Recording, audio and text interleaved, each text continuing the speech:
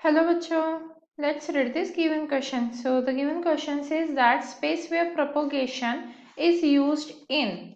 तो देखिए बच्चों क्वेश्चन में हमें क्या कहा गया है कि जो स्पेस वेव प्रोपोगेशन है वो दिए हुए 4 ऑप्शन में से किसमें यूज होता है। अब चारों ऑप्शन पढ़ लेते हैं एक बार।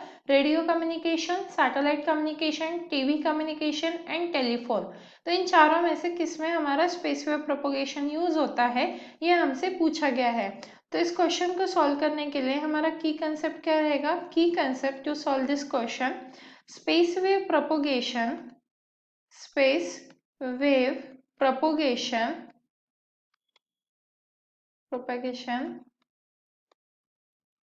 is a method by which is a method by which high frequency waves are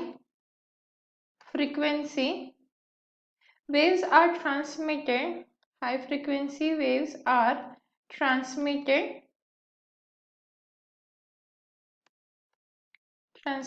to large distance।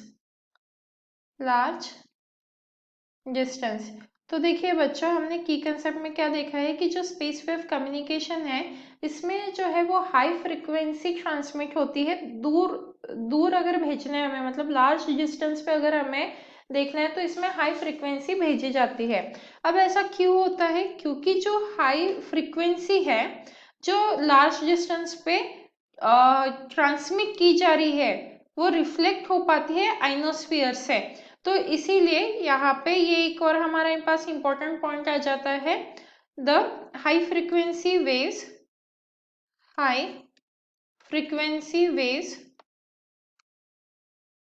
Are transmitted to large distance as they are reflected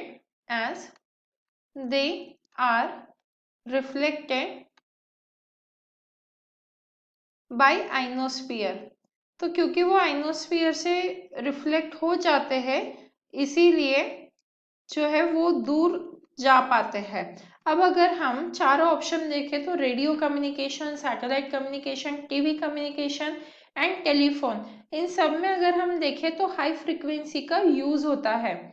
और टेलीफोन को छोड़ के जो रेडियो कम्युनिकेशन है, सैटेलाइट कम्युनिकेशन है और TV communication है, ये क्या करते हैं? हाई फ्रीक्वेंसी यूज करते हैं। तो हमारा यहाँ पे सेकेंड पॉइंट आ जाएगा radio, satellite and TV communication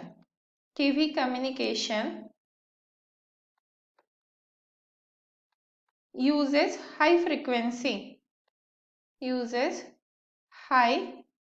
frequency।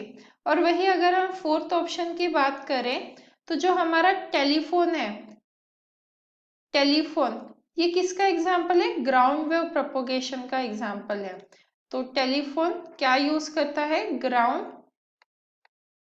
Wave propagation.